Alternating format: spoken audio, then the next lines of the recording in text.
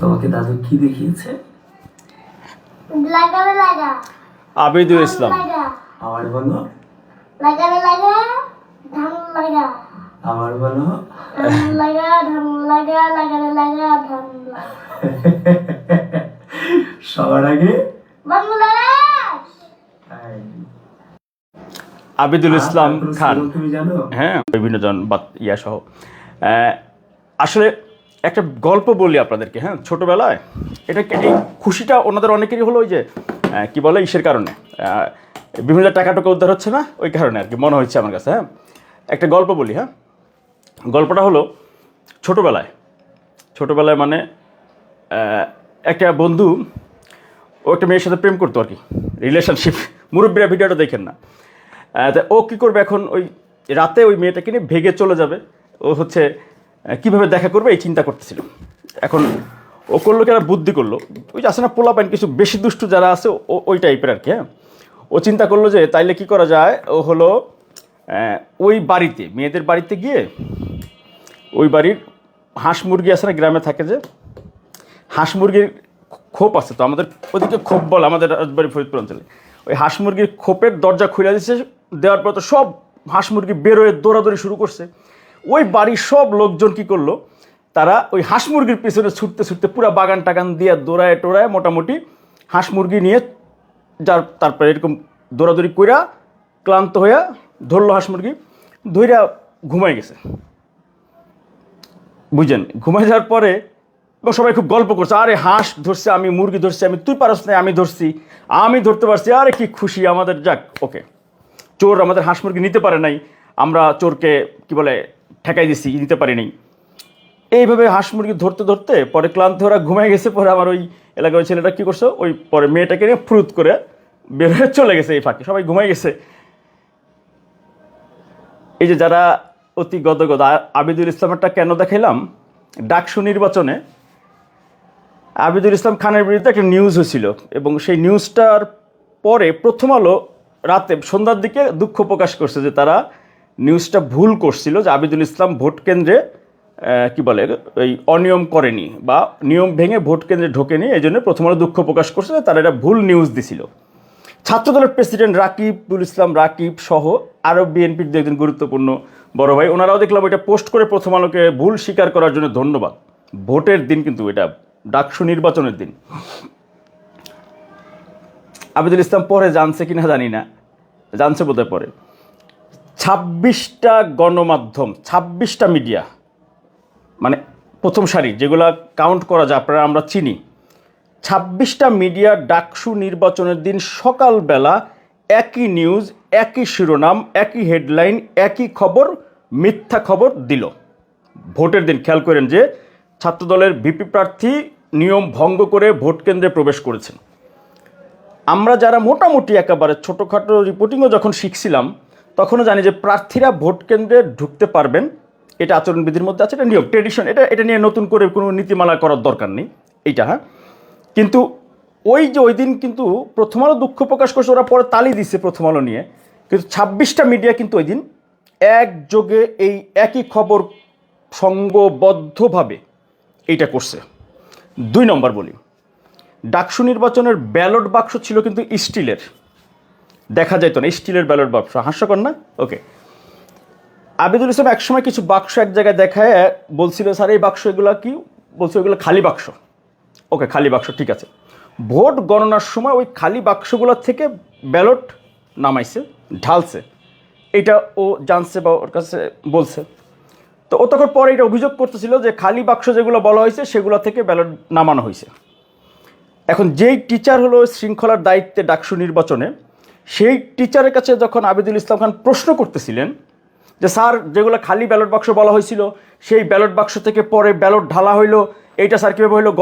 19-এর ইলেকশনে তো আমাদেরকে প্রার্থীদেরকে আগে ব্যালট বাক্সগুলো সব দেখাইছে, আমরা দেখেছি প্রার্থীরা সবাই দেখার পরে এরপরে হচ্ছে ব্যালট বাক্সগুলো কাজে লাগানো হয়েছে, কিন্তু এবার তো আমাদেরকে দেখার নাই। তখন ওই স্যার খুব সুন্দর করে একটা বুদ্ধি খাটাইছে, এটা খেয়াল করে। স্যার বলে, আমি বাবা শুনো, আমি তো একবার পরিষ্কার বলি, এই যে আমাদের গণমাধ্যমের সাংবাদিক বন্ধুরা ছিল, এই যে সবাই ছিল, এটা কিন্তু রাতে ভোট গণনার সময় বলছে, এই যে সব সাংবাদিক ক্যামেরা বন্ধুরা ছিল, মিডিয়ার ক্যামেরা সাংবাদিকরা, ওনাদের ক্যামেরার সামনে একবারে ফকা করে আমরা দেখাইছি সব, আমি সব ক্লিয়ার ক্যামেরার সামনে ধরে দিছি, আমরা খালি ধরে দিছি লাউড অ্যান্ড ক্লিয়ার, স্বচ্ছ। তা আবেদুল ইসলাম খান স্যার যত কনফিডেন্টলি বলছে, আবার মিডিয়ার কথা বলছে, মিডিয়ার ক্যামেরার সামনে দেখাইছি, আবেদুল থামে গেছে না, মিডিয়ার সামনে দেখাইছে, এখন সে কিন্তু ক্রস চেক করে। উনি আবার কী করছে, এইটার বিশ্বাসযোগ্যতার জন্যে ওই টিচার, ওই দিন কর্মকর্তা ভোট গ্রহণের, উনি আবার কী করছে এটার সঙ্গে আটটু বলছে, আমি তুমি জিজ্ঞেস করো, সব আমাদের সব মিডিয়ারা ছিল। নর্মালি যখন অতি আত্মবিশ্বাসে কেউ এরকম বলবে, তখন কিন্তু আপনি আর সেটা ক্রস চেক করতে যান না সাধারণত। তা যখন আবার হলো গণমাধ্যম সাংবাদিকদের সামনে দেখাইছে, বলতেছে স্যার খুব আত্মবিশ্বাসের সঙ্গে, আবেদুল তো ব্যাগাচাকা খাইয়ে গেছে, আরও ব্যাগাচাকা খাইয়ে গেছে। কিন্তু ব্যালট বাক্স আমারে কেন দেখাবে সকালবেলা, আমার সাংবাদিকের ক্যামেরাকে কেন দেখাবে? প্রার্থী অথবা প্রার্থীর প্রতিনিধি এজেন্ট, তাদেরকেও তো বাক্স দেখাবে, ওটা যেহেতু যে স্টিলের বাক্স। তাহলে কি হইল? আবার আবেদুল ইসলাম যেহেতু সাংবাদিকদের কথা বলছে, উনি আর ক্রস চেক করে নাই। এখন ধরেন যদি দেখায় ওই টিচার, যদি দেখায়, ধরেন দেখাইছে, সাংবাদিকদের দেখাইছে, এই সাংবাদিকরা যদি ওই যে সকালবেলা যে 26টা মিডিয়া একযোগে ছাত্রদলের প্যানেলের প্রধান ভিপির বিরুদ্ধে মিথ্যা খবর পরিবেশন করলো, একযোগে 26টা মিডিয়া, এখন পর্যন্ত বেশ কিছু মিডিয়ার ওয়েবসাইটে সেই খবর কিন্তু এখনও আছে, ডিজিটাল ভার্সনে, অনলাইন ভার্সনে এখনও আছে। যদি ওই ব্যালট বাক্সগুলা ক্যামেরা আমাদের সাংবাদিক বন্ধুদের দেখায়, যদিও দেখায়, ধরেন দেখাইছে, আর সেটি যদি ওই 26টা হয়, যে 26টা ওই দিন ওইখানে দায়িত্ব পালন করছে ডাকসু নির্বাচনে সংঘবদ্ধভাবে, যারা ওই 26টা তো ভুল করছে, অপরাধ করছে, এটা তো প্রমাণিত, এইখানে তো কোনো যুক্তি নাই। 26টা মিডিয়া যে ভুল খবর, একই খবর একযোগে প্রচার করছে, এটা তো প্রমাণিত। তাহলে ওই 26টাকে যদি ওই ব্যালট বাক্স দেখায় থাকে, তাহলে মানে অপরাধ কোন পর্যায়ে, কারচুপি কোন পর্যায়ে হইতে পারে, অনিয়ম কোন পর্যায়ে হইতে পারে, এইটা আজকে যে আমি বললাম, এর আগে আমি একটা প্রতিবেদন করছি, অনেক কাছে বলার চেষ্টা করছি। এখন তো আমাদের হয়েছে কি, সবাইরে পণ্ডিত মনে করে, যার যার জায়গায়। যে আপনি ধরেন, যেটা আমার ধরেন এখানে কোনো এক বন্ধু হয়তো আছেন, উনি রাজনীতি করেন ভাই, উনি কিন্তু মনে করবেন যে উনি রাজনীতি করেন, তার মানে উনি সাংবাদিকতাও বোঝেন, অনুসন্ধানী সাংবাদিকতা বোঝেন, ফ্যাক্ট চেকিংও বোঝেন, ওই চোর ডাকাত গুপ্ত ধরাও বোঝেন।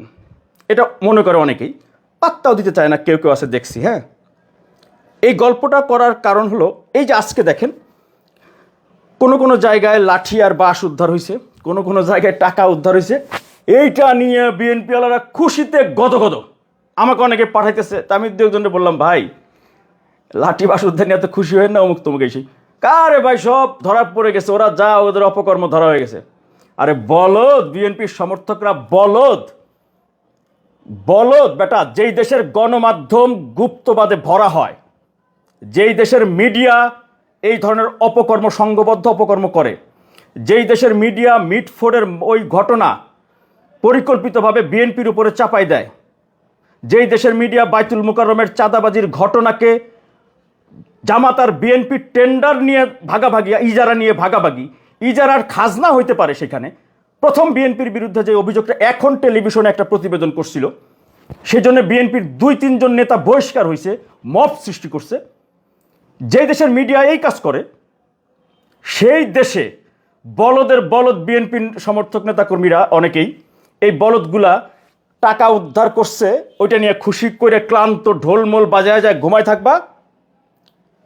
অলরেডি ভোটের দিন, ভোট কেন্দ্র, ব্যালট বাক্স, পোলিং এজেন্ট, ফলাফল গণনা, বিএনপিওয়ালারা যে পোলিং এজেন্টগুলো নিয়োগ দিতেছেন, আপনার ছেলেকেও যদি আপনি নিয়োগ দেন, ওই বেটাও বিএনপি সমর্থক না।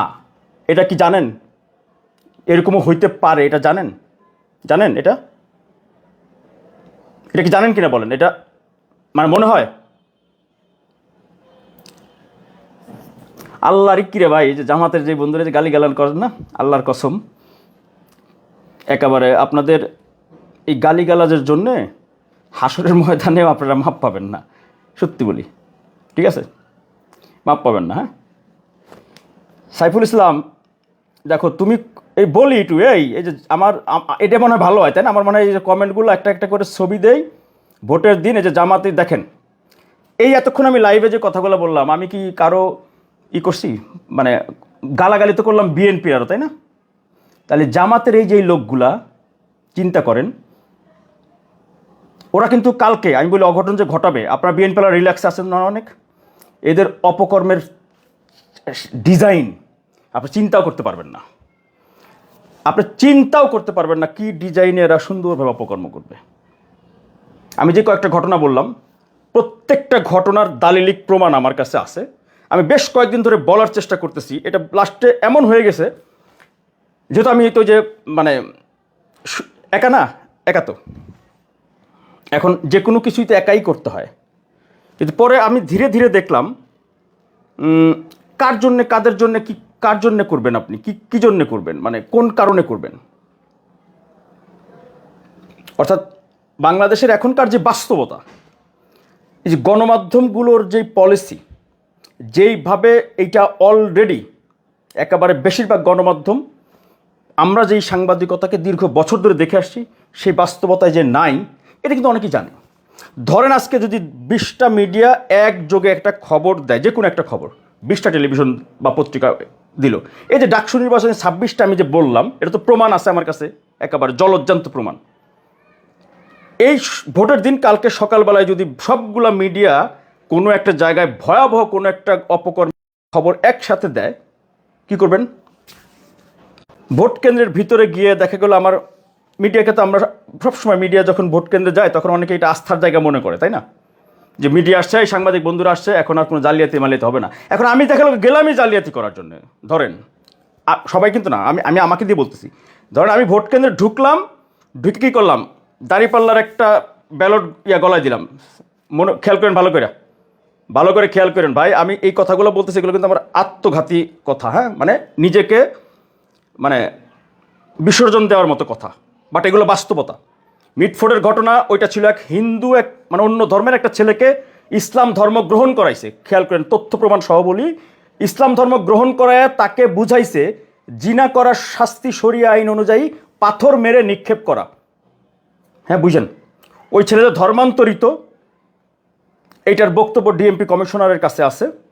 আর এই যে সেদের ওই সোহাগ, যে ওর বিরুদ্ধে যে অভিযোগ আনা হয়েছে, বোঝানো হয়েছে মগজ ধোলাই করে যে ও হলো জিনা করছে, রেপ করছে, কাকে? ওগো এক বন্ধুর মাকে। এই বাইট আছে, এক আসামির ভিডিও বক্তব্য আছে, মিডিয়াতে দেখবেন না, নাই। এটুক খালি আপনাদেরকে বললাম। সেই ঘটনাকে কি হইল, পাথর মারার ভিডিওটা আমরা দেখছি না? ওই আসামি কিন্তু প্রথমে ধরা পড়ে না, ও কিন্তু চলে গেছিল, ও কিন্তু অনেক পরে ধরা হয়েছে। ও কিন্তু ধর্মান্তরিত মুসলমান, অন্য ধর্ম থেকে তাকে ইসলাম ধর্ম গ্রহণ করে শরিয়া আইন অনুযায়ী ওকে বুঝাইছে পাথর মেরে নিক্ষেপ করে মারতে হবে এই জিনা করার অপরাধে। এখন কিন্তু ঘটনার পর দিনে আমরা দেখলাম যে আমাদের জামাত ইসলামের শিবিরের বন্ধুরা তারেক রহমানের বিরুদ্ধে স্লোগান দেওয়া শুরু করলো। What is this? যে জামাতের আমির কদিন আগে বললেন না, এক্স অ্যাকাউন্ট হ্যাকিং নিয়ে বললো যে ঠাকুর ঘরে কেড়ে আমি কলা খাই না। তা এইখানে তো কলা না, কলার গাছও তো খায় ফেলাইছিলেন আপনারা আগেই, কিন্তু এগুলো জানতে পারবেন না।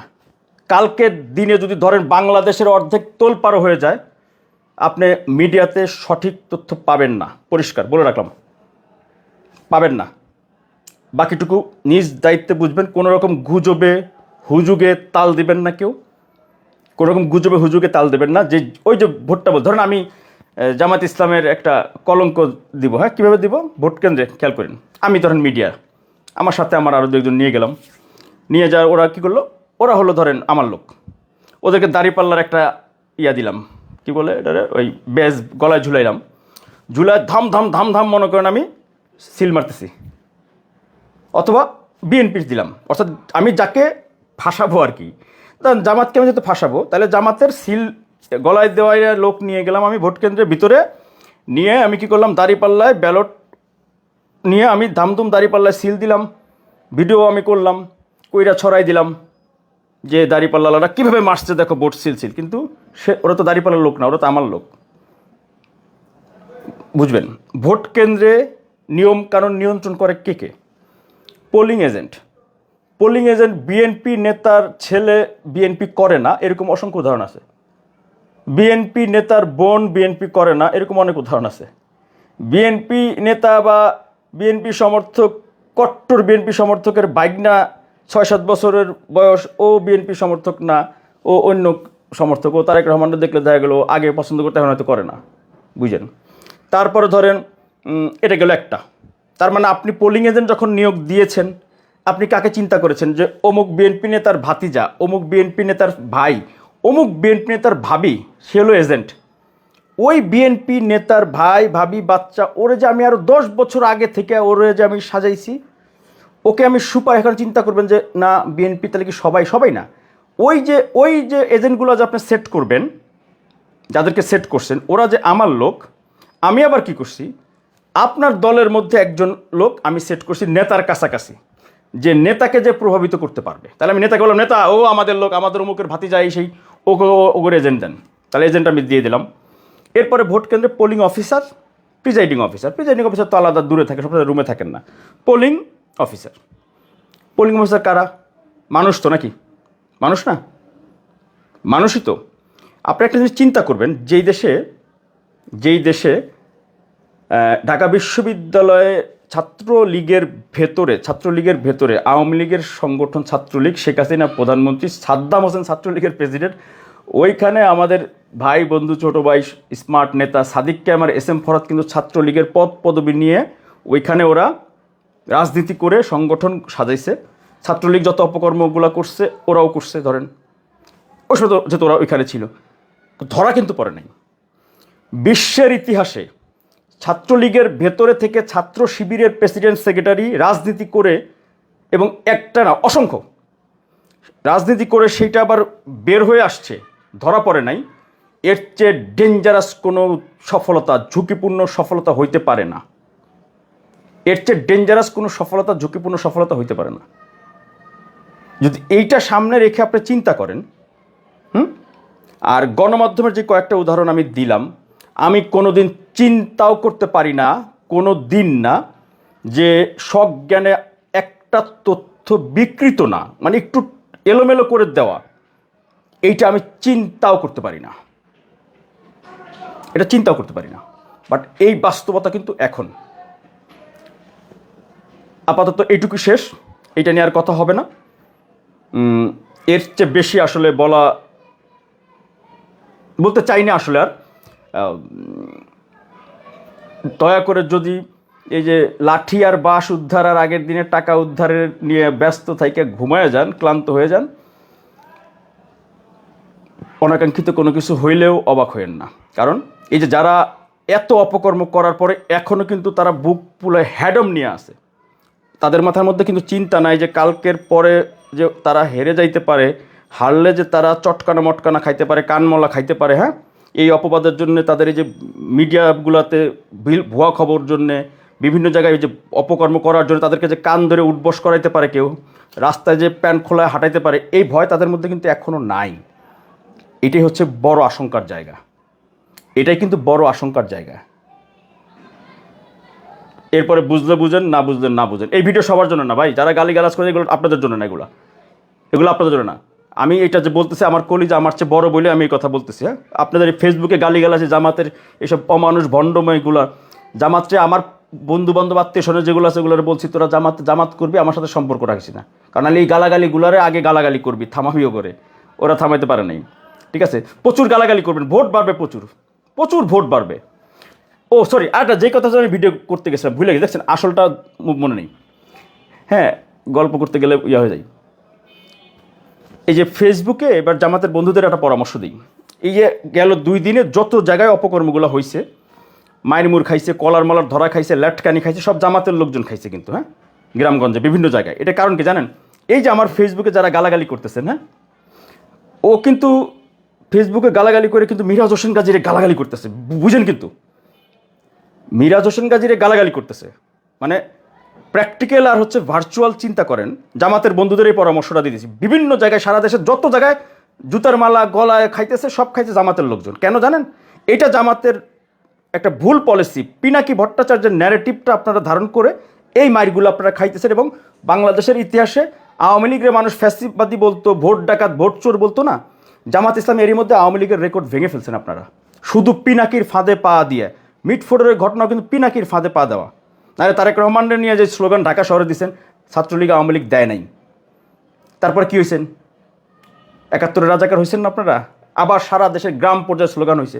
ফেসবুকে গালিগালাজ আর নেতাদের গলা ফাটায় হুমকি ধুমকি, বিএনপি আলারা পারতো না এই ইয়াতিম তারেক রহমানকে নিয়ে ঢাকা বিশ্ববিদ্যালয়ের বিভিন্ন জায়গায় যেই বক্তব্য দিছে শিবিরের পোলাপাইন, ওইগুলা একেবারে আমার গ্রামের সবচেয়ে গুন্ডা যে পোলাপাইনটি আমাকে বাঁচতে বাইনিগুলোর মধ্যে যারা আছে, ওরাও জীবনে এইরকম ভাষা ব্যবহার করে বক্তব্য দেয় নাই। কিন্তু বিএনপি আলারা কি একটা চটকা না দিছে কোনো শিবিরের জামাতের কোনো নেতাকর্মীরা ঢাকা শহরে কোনোদিন শুনছেন? তারেক রহমানকে নিয়ে যেই সব ভাষা ব্যবহার করছে, যেই ধরনের মানে বাজে স্লোগান দিছে, টিনের চালে কাউয়া, এগুলো শুনছেন না? মনে আছে না? সবচেয়ে দুর্ভাগ্যজনক আমাদের দেশে এইটা কিভাবে হয় যে স্লোগান মানে সেইটা আবার আমরা সমর্থন করি। দেখতে পাইলে বাকশাল, মনে আছে স্লোগানটা? মনে আছে আমাদের ভাই বন্ধুদের? সিরাফেল মনে আছে? বোরকা হিজাব পরা আমাদের মা বোনেরা সহ মিলা ঝিলা যে স্লোগানগুলো দিছিল, মনে আছে কিনা? না ভুলে গেছেন?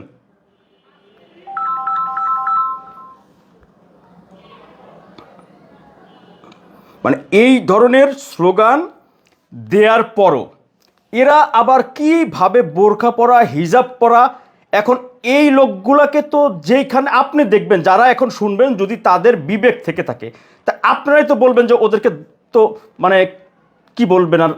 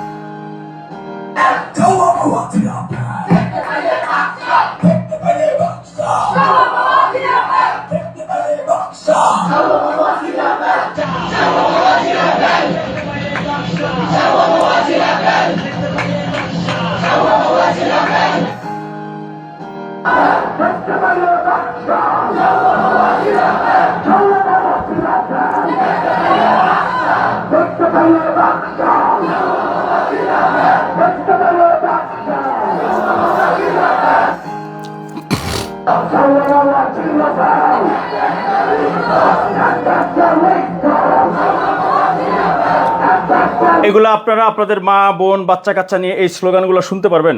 কে পারবেন? হাত তোলেন তো। এই যারা গালিগালাজ করতেছেন, কে এত এত বড় যেগুলা, কে এরা জানেন? এরা এই যে আম্মার বা এই যে আরও যারা কারা, সবগুলা পরিচিত মুখ, এটা চিনেন, আর বলার দরকার নেই। এরা আপনাদের মানে মা বাবা বাচ্চা কাচ্চাদের সাথে এগুলো শুনতে পারবেন? পারবেন বলেন? আচ্ছা, যে আমাকে দালাল দালাল, আমি তো দালাল এটা বলছি না। মিরাজ হোসেন গাজী খাঁটি দালাল, 1 নম্বর দালাল, একেবারে পরিষ্কার দালাল। কিন্তু আপনাদের মতো যে মুনাফিক, গিবতকারী, ভণ্ড, জালেম, হ্যাঁ, এগুলো না। এটা কেউ বলতে পারে। আমি দালাল, অবশ্যই দালাল। তো মিরাজ হোসেন গাজী অবশ্যই দালাল। দালাল মানে হচ্ছে একটা কিছুর পক্ষে বারবার বলা, প্রচারণা করা। যেমন গরুর দালালরা কী করে? গরুটার ভালো বলে, এই গরু ভালো, এটা এই সে, তাই না? আমি তো অবশ্যই ভালো বলতেছি, আমি তো কারো খারাপ বলতেছি না। খারাপ আপনারা মাঝে মধ্যে বলান, তখন আমি ওই যে একটু বলে দিই আপনাদের জামাতের কিছু অপকর্মগুলো তুলি না। তো আমি তো জামাতের নিয়ে আমি কোনোদিনও তো নাম উচ্চারণ নেই, নামও তো উচ্চারণ করি নাই, তাই না? দালাল তো আমি অবশ্যই, আমি অস্বীকার করি না কোনোদিনও। কিন্তু মিথ্যাবাদী বলতে পারবেন না তো। বাট জামাত মিথ্যাবাদী, মিথ্যাবাদী, মিথ্যাবাদী। জামাত গিবতকারী, সমাজ বিরোধী, দেশ বিরোধী। আর কি শুনবেন? প্রমাণ লাগবে? জামাতের আমিরই তো অসংখ্য মিথ্যা বললো। দুর্নীতি নিয়ে কদিন মিথ্যা বললো, তারেক রহমানের পরে ঝাঁকানি দেওয়ার পর থেমে গেল। আবার বললো কি হ্যাকিং হয়েছে, বললো ওনার আসামি একটা ধরলো, তার কোনো সম্পৃক্ততা পাইল না, আদালত থেকে খালাস দিয়ে দিল। ভয়ঙ্কর মিথ্যাবাদী। কীভাবে এত মিথ্যাবাদী নেতারা আপনারা আবার মুরব্বী, আবার কি মানতেছেন? দরবেশ নাকি? মিথ্যা কথা বলা এইগুলো পছন্দ হয় না ভাই। জীবনে মিথ্যা কথা বললে মিথ্যা সহ্য হয় না। এই জন্য সাংবাদিকতা বললাম। আমি তো সাংবাদিকতা তো নাই, দেখো, জানেন এটি? যদি সাংবাদিকতা ভালো হয় তাহলে সাংবাদিকতা আমি করব, আমরাই করব। আর যদি ভালো না হয় তাহলে তো এই দেশেই থাকবো না। বাস্তবতা, ঘৃণা করে থাকবো না। ঠিক আছে?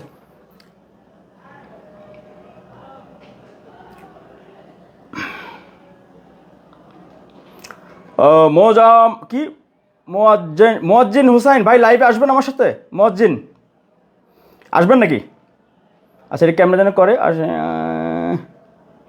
জয়েন করবেন জনাব মোয়াজ্জিন। আপনি দেখি কত বড় বাহাদুর, দেখি আসবেন লাইভে আমার সাথে যুক্ত হবেন। আপনার কত সাহস, প্রকাশ্যে আসেন, কথা বলি, আসেন। শোনেন, জামাতের অপকর্মগুলো হলো কি, এই ফেসবুকে অন্য অনেকেরই কিন্তু করে ফেলছে, মানে ঘায়েল করে করে ফেলছে না। এটা হচ্ছে ওনাদের একটা কৌশল ছিল, এটা ফলস মার্কেটিংয়ের একটা কৌশল, এটা পরিকল্পিত। এরা কিন্তু কেউ বিচ্ছিন্ন এরাতে না, এরা একেবারে বেতনভুক্ত, হ্যাঁ, বেতনভুক্ত কিছু কর্মচারী এরা, যারা এই গালিগালাজ করার জন্য।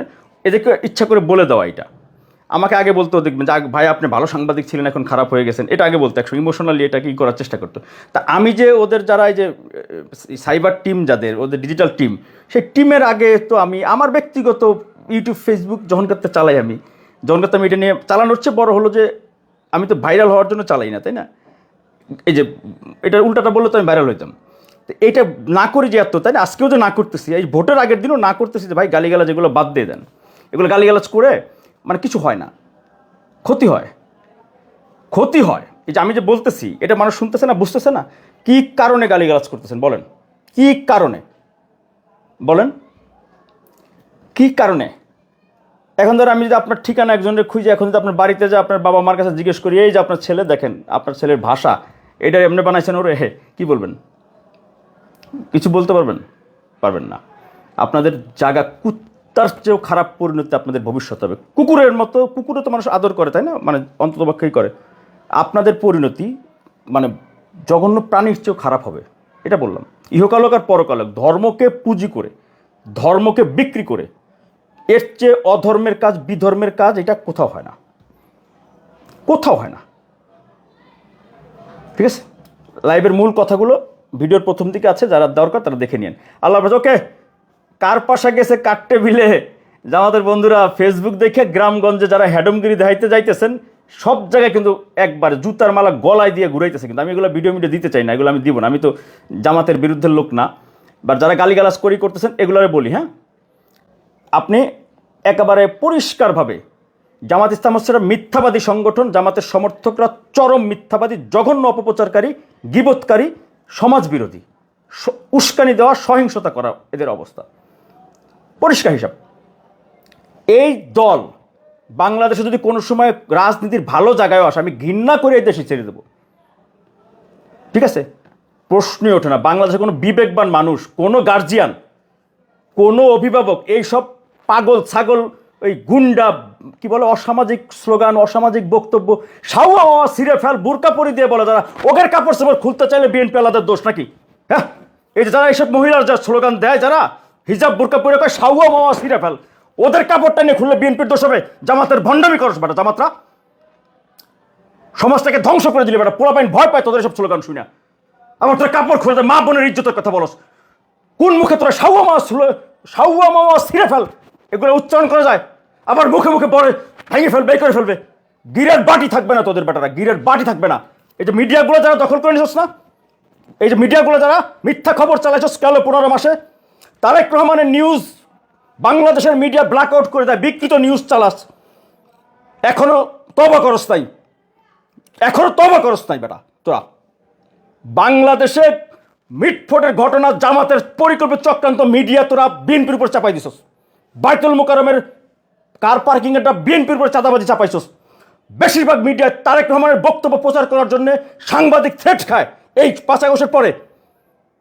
এখনো তওবা করস নাই তোরা? হ্যাঁ, তথ্য প্রমাণ এখনো তুলে ধরে নেই। মিরাজ হোসেন গাজী 22 জানুয়ারি থেকে আজকে পর্যন্ত আমি কিন্তু সাংবাদিকতা করি না, যাই না, ছেড়ে দিছি। এত সহজ এই জামাতের কাছে পরাজিত হব, গুপ্তবাদের কাছে পরাজিত হব, পরাজিত হব শুধুমাত্র ইলেকশন, শুধুমাত্র ইলেকশনের কারণে। মিরাজ হোসেন গাজীর সাংবাদিক পরিচয় লাগবে না। মিরাজ হোসেন গাজীর নিজের ব্যক্তিগত পরিচয়, নিজের পারিবারিক পরিচয়, নিজের হ্যাডম যা আছে কারো লাগবে না, কারো লাগবে না। সততা আছে, নৈতিকতা আছে। যেইভাবে 5 আগস্টের পর থেকে বিএনপিকে, তারেক রহমানকে ব্ল্যাক আউট করে দিছে মিডিয়াতে, আমি কি এমনি এমনি ফেসবুকে নিউজ করতে আসছি? আমি কি বিএনপির দালালি করার জন্য আসছি? Never ever. মিডিয়া যেগুলো ব্ল্যাক আউট করছে, আমি সেই খবরগুলো তুলে ধরার জন্য ফেসবুক, ইউটিউব বেছে নিছি। এইটা বাংলাদেশের সবাই জানেন, তারেক রহমান সাহেব থেকে শুরু করে জামাতের আমির পর্যন্ত জানেন, এভরিবডি নোজ। বাট কোনো অ্যাকশন নাই, পদক্ষেপ নাই। নো, না থাকুক। আমি চ্যালেঞ্জ করে বলি, তারেক রহমান নিজের মুখে বলতেছেন যে উনি আর ওনার ছোট ভাইকে 111-এ যেই রুমে বন্দি করে নির্যাতন করা হয়েছিল, সেই একই রুমে হুম্মাম কাদের চৌধুরী ছিল, ডক্টর মোহাম্মদ ইউনূস সেই রুম পরিদর্শনে গেছে। কোনো মিডিয়ায় এই খবর নাই, নাই, ব্ল্যাক আউট করেছে মিডিয়া।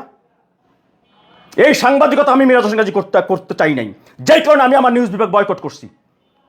আমাকে কেউ কিন্তু বের করে দেয় না। আমি বয়কট করছি আমার নিউজ বিভাগ শুধুমাত্র এই ধরনের নিউজ ব্ল্যাক আউট করে দেওয়ার জন্য।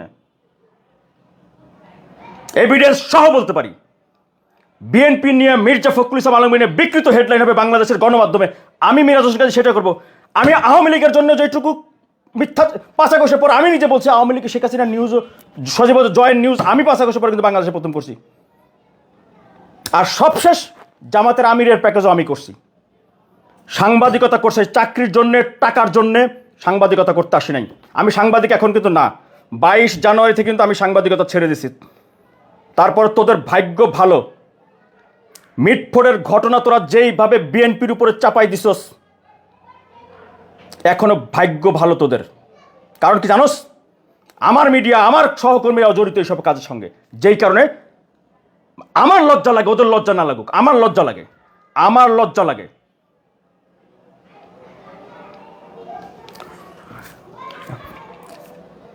তোরা তো ফেসবুকে কত সামনাসামনি কত লোকজন আমার আওয়ামী লীগ বানাইছে, ফ্যাসিস্ট বানাইতে চাইছে, কত কিছু বানাইতে চাইছে। যেইটা বানাস বানাবে, আমি যেই তথ্য দেব তথ্যটা নিয়ে আস। আমি যেইটা হই, আমি তো রাজনীতি করার জন্য সাংবাদিকতা করতে আসি নাই। তাইলে তো সাংবাদিকতা করতাম না, তো তাহলে তো স্রোতের বিপরীতে থাকতাম না। তাইলে তো আমি নিজের উদ্যোগে নিজে আলাদা করে ব্যক্তিগত মিডিয়া সেল, মিডিয়া প্ল্যাটফর্ম বানাইতাম না, নিজের টাকা পয়সা খরচ করে নিজের করে করতাম না। তো আমি টাকা ইনকাম করার জন্য আর তোমাদের এই চাটুকায় দালালি করার জন্য না। আমি যেগুলো বলে গেলাম, হ্যাঁ, যারা গালিগালাজ করতেছো, যদি রিয়েল আইডি হয় তোমার সাথে আমার দেখা হবে তোমার বাপ মার সামনে। তোমার বাপ মারে দিয়ে তোমাদেরকে ঝুলায় পিটাবো। আমি বললাম, যারা এই যে অতিরিক্ত গালিগালাজ করতেছো দেখা হবে, আমি কিন্তু বললাম যদি রিয়েল আইডি হয়, ঠিকানা যদি ঠিক থাকে, তোমাদের বাপ মারে দিয়ে ঝুলাইয়া পিটানো হবে, তোমাদের বাপ মাকে দিয়ে শাসন করা হবে। তোমাদের কত বড় রাজনীতি, তখন কোন নেতা তোমাদের পক্ষে আসে, কোন নেতা আসে, আমি তখন দেখব। পরিষ্কার বলি, জামাতের কোন নেতা মিরাজ হোসেন গাজীর সামনে দাঁড়ায়, এই বেটা তোরা বোঝস তো আমি তো ঢাকা শহরে রে, ঢাকা শহরে না, আমি তো 2 দিন আগে লাস্ট 22 তারিখের আগে যখন আমি জামাতের প্যাকেজ বানাইলাম বা জামাতের আমিরের নিউজ কভার করে আসছি, আমি কই, আমার তো বরং আরো বলে কালকে রাতেও তো গুলশানের শিবিরের নেতাদের সাথে দেখা হইলো, আমার রাস্তায় যাচ্ছি গাড়িতে দেখা হইলো, দাঁড়ায় কত সুন্দর গল্প করলাম। ওরা বোঝে মিরাজ হোসেন গাজীর হ্যাডম আছে, এই জন্যই একা এই সব মুনাফেকদের বিরুদ্ধে একা সংগ্রাম করতেছি, মুনাফেকদের বিরুদ্ধে একা সংগ্রাম করতেছি। মানুষ যেখানে চাকরি খোঁজে, সাংবাদিকতা করবে, এটা খোঁজে, আমি সেখানে বয়কট করে আসি শুধুমাত্র অপেশাদারিত্বের কারণে। হজম করতেছি কেন? যেহেতু নির্বাচন, আর যেহেতু আমার কমিউনিটি, তো আমার তো লজ্জা আছে। বাট নির্বাচনের পরে আমি সব তুলে ধরবো। আমি মরেও যদি যাই, সব রেডি করা আছে, বলেও রাখা আছে, ইউটিউবে আপলোডও করা আছে, শুধু পাবলিক দিয়ে দেবে, দেখবেন। তখন দেখবেন বাংলাদেশে 5 আগস্টের পরে তারেক রহমান অন্ততপক্ষে 5 দিন বলছে বিএনপিকে নিয়ে মিডিয়া ট্রায়াল হইতেছে। কত বড় দুঃসাহস এই বাংলাদেশে যে বিএনপিকে নিয়ে 5 আগস্টের পরেও মিডিয়া ট্রায়াল। যতগুলো চাঁদাবাজির ঘটনা, বাইতুল মোকাররমের, এটা তো বললাম, এখন টেলিভিশনে যদি কেউ থাকেন আমার বন্ধু বান্ধব রিপোর্টাররা দেখেন, কার পার্কিংয়ের ইজারা নিয়ে জামাত আর বিএনপির মধ্যে দ্বন্দ্ব, সেখানে চাঁদাবাজি কেমন, খাজনা নিয়ে ঝামেলা হইতে পারে, চাঁদাবাজি কেমন হয়, মব সৃষ্টি কইরা ভিডিও কইরা কি এক ধরে মাইর মুন করে অস্থির নিউজ হয়ে গেল চাঁদাবাজি। ওই নিউজের মধ্যে কোথাও একটা শব্দ নাই চাঁদাবাজির। এখন টেলিভিশনের রিপোর্ট আমি বললাম, দেখেন, প্রথম যে বিএনপির বিরুদ্ধে চাঁদাবাজির যে প্রথম অভিযোগটা ওঠে, যেটা ব্যাপকভাবে আলোচিত হয়, আমি চ্যালেঞ্জ দিয়ে বলতেছি, আমি তো ভাই বাংলাদেশে আছি, এখন তো বাংলাদেশে আছি, সাংবাদিকতা এখন তো চাকরি তো রিজাইন তো দিয়ে দেয়নি, সাংবাদিকতা বর্জন করছি ধরেন। আমি তো বলতেছি চ্যালেঞ্জ করে, এখন টেলিভিশনে যারা আছেন, বাইতুল মোকাররমের কার পার্কিংয়ের জায়গা নিয়ে যে প্যাকেজ রিপোর্টটা আপনারা বানাইছিলেন, ওইখানে সবুজ যুবদল শ্রমিক দল নেতাকে বহিষ্কার করা হয়েছে, এটার জন্য বহিষ্কার করা হয়েছে। কোনো অপরাধ নাই তার, ওই রিপোর্টের মধ্যে তার কোনো অপরাধ নেই, একটা শব্দ চাঁদাবাজি নাই। হেডলাইন করে দিল রিপোর্টাররা, উপরে ছবি দিয়ে দিল। এটা আমি প্রকাশ্যে বলতেছি চ্যালেঞ্জ, যে ভাই আল্লাহর কিরা লাগে, আমার একটা তথ্য কোনোদিন দেখায়েন তো, আমার একটা তথ্য দেখেন। এখনো দেখেন কমেন্ট করতেছে ওরা এইভাবে, হ্যাঁ, মিটফোর্ডের ঘটনা দেখাবো রে তোদেরকে, তোরা যে কি করছিলি দেখাবো, ওই ছেলের বাইট দেখাবো, যে ওরা যে তোরা ওই রেপ করার ভিন্ন অভিযোগ দিয়ে ওরা যে জিনা করার শরিয়া আইন বোঝাইছস, তোরা দেখাবো। তোদের মুখ থাকবে রে ভোটের আগের দিন, থাকবে তোদের। ব্যক্তিগতভাবে যে গালিগালাজ করস জামাতের ভণ্ডরা সমর্থকরা, মিটফোটের ওই ঘটনা তোরা যে কেমনে বানাইছস দেখাবো, এখন ভিডিও দেবো, ভোটের আগের দিন দেবো, পাগল হয়ে যাবে কিন্তু একবারে বেটা। তোদের মতো ভণ্ড আমি না, ব্যক্তিগতভাবে নেই না, এটা তাই তোদের মতো ভণ্ড না আমি, হ্যাঁ বলে দিলাম। আমি তো আমার যুদ্ধটা তো তোদের বিরুদ্ধে না তো, আমি তো গণমাধ্যমের বিরুদ্ধে যুদ্ধ করছি, গণমাধ্যমের মিডিয়ার ভণ্ড মুনাফেকদের বিরুদ্ধে আমি যুদ্ধ করতেছি। তো আমি নীতি নৈতিকতা নিয়ে বলতে পারবো, আমার ব্যক্তিগত তোমরা যা খুশি করো, আওয়ামী লীগ বানাও, অমুক বানাও, তমুক বানাও, সমস্যা নাই।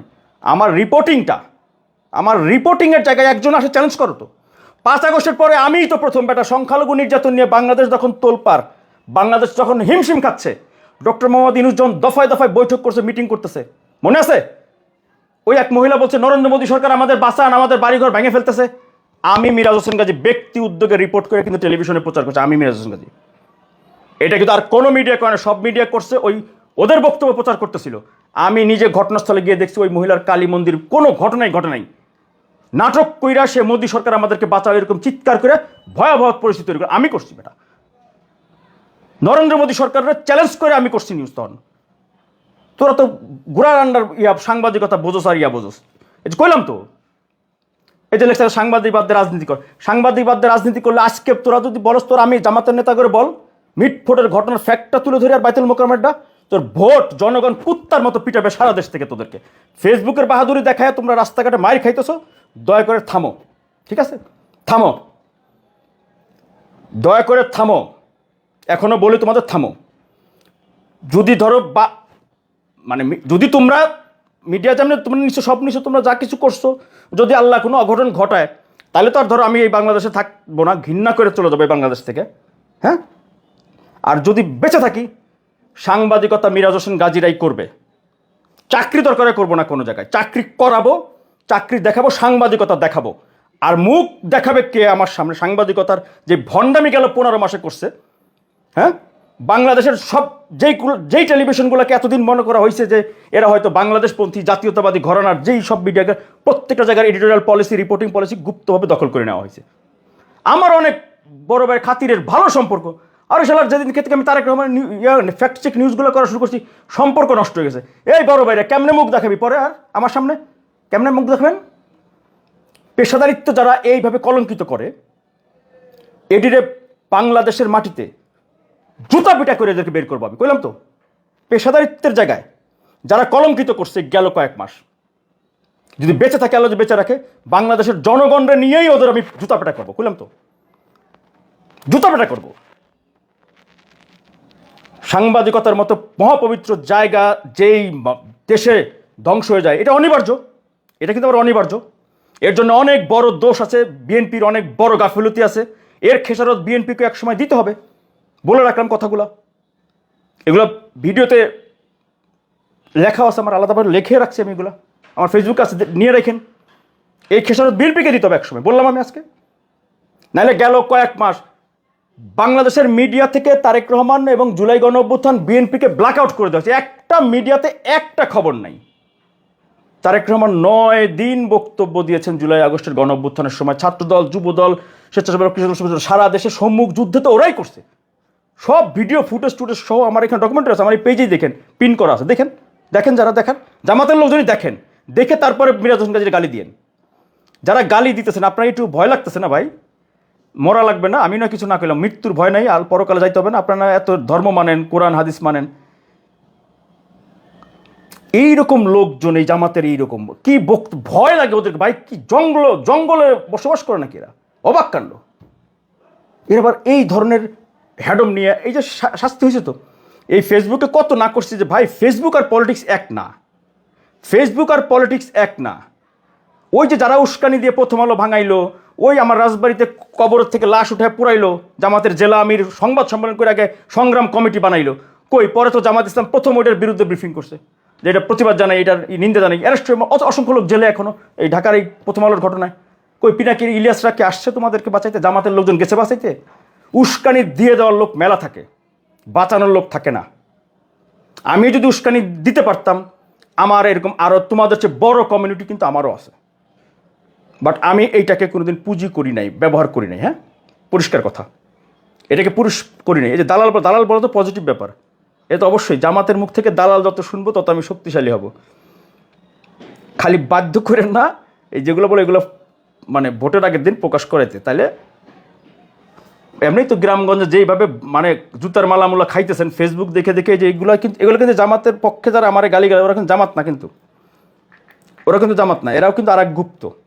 এরা জামাতের যে বাস দেওয়ার জন্য ওরা চাইছে আমাকে করুক, আমি জামাতের বিরুদ্ধে করি। ওকে, ধন্যবাদ, শেষ। এবার মূল কথা আসি। এই জামাতের বন্ধুরা সরেন। ভোট কেন্দ্রের এই আজকে যেসব জিনিস ধরামরা পড়তেছে এগুলো নিয়ে ব্যস্ত থাকেন না, এগুলো সাবজেক্ট না। হ্যাঁ, ভোটের দিন হচ্ছে ব্যালট বাক্স, আপনার পোলিং এজেন্ট তার নীতি নৈতিকতা কতটুকু আছে, এরপরে হচ্ছে যে ওই অফিসার, যে পোলিং অফিসার, তিনি বাক্স ভরে রাখছেন কিনা, এটা গণমাধ্যমে যে যাচ্ছে তার উপরে অগাধ বিশ্বাস করে খালি ভোট চুরি করা না, কিন্তু মানে ভোট জেতা ঠগার ব্যাপার না, ভোটটা স্বচ্ছ হইতে হবে। তারেক রহমান সর্বোচ্চ ভোটের ব্যবধানে সর্বোচ্চ আসন নিয়ে সবচেয়ে স্বচ্ছ নির্বাচনে প্রধানমন্ত্রী হইতে চান, এবং আমি ব্যক্তিগতভাবে এই পদ্ধতিতে ওনাকে প্রধানমন্ত্রীর আসন দেখতে চাই। কিন্তু দয়া করে অস্বচ্ছ কোনো প্রক্রিয়া কিন্তু ঘটাবে এরা পরিকল্পিতভাবে। বিএনপির ব্যাজ গলায় দিয়ে যাবে, খেয়াল করেন, যায় বিএনপিতে জাল ভোট স্লোগান ধামধুম মারবে, মাইরে ওরা ভিডিও করবে, কইরা এটা ছাইড়া দেবে গণমাধ্যমে। বলে রাখলাম একটা পদ্ধতি, মনে রাখেন, এটা একটা কৌশল। হ্যাঁ, সাথে ধরেন আমার মিডিয়ার ক্যামেরা, আমার সাংবাদিক বন্ধুরাই গেল দু একজন, সবাই না, পুরো কমিউনিটির আবার কিন্তু এটা মনে করেন না, এটা সবাই জানে, আমিও জানি, ওনারাও আমার জানে। সারা বাংলাদেশের যারা সাংবাদিক বন্ধুরা আছেন এরা সবার সাথে আমার অন্ততপক্ষে কমিউনিকেশন কানেকশন আছে। আর এই যে গেল এই 1-1.5 বছরের যেই একা একা সংগ্রাম, এটা ওনারা জানে।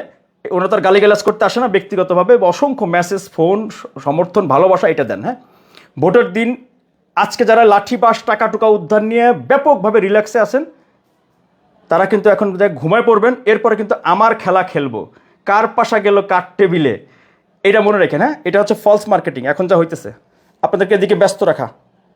শেখ হাসিনা আওয়ামী লীগের কাছ থেকে কিছুই শেখার নাই, আওয়ামী লীগের চেয়ে কয়েক গুণ বেশি জামাত ইসলাম শক্তিশালী কৌশল এবং অপকৌশলে। তারেক রহমান যেই কথাগুলো বলছেন প্রতিবার, আমি অনেক দিন আগে থেকে বলতাম, মনে আছে যে ভাই সামনের নির্বাচন, তারেক রহমান যেটা বলতো আমি আরও ভয় করবো, আমি বলতাম ভাই মানে খবর আছে কিন্তু একবার তোলপাড় করে যাবেন, চিন্তা করতে পারবেন না কি হবে, চিন্তা করতে পারবেন না। সবচেয়ে ডেঞ্জারাস যে বিএনপি নেতার যদি ফ্যামিলির মেম্বার যদি সে আপনি বিএনপি মনে করে তারা এজেন্ট বানান, ওই ব্যাটা তো বিএনপির লোক না, ওরা তো আমি আরও 10 বছর আগের থেকে ওরা আমি ক্যাপচার করতেছি। এত সহজ না। জামাতের রাজনীতি হলো, স্যালুট জানায় জামাতের রাজনীতির কৌশল, অপকৌশল যেটাই হোক, অসাধারণ ডিজাইন। এটা গবেষণা না করলে বুঝবেন না।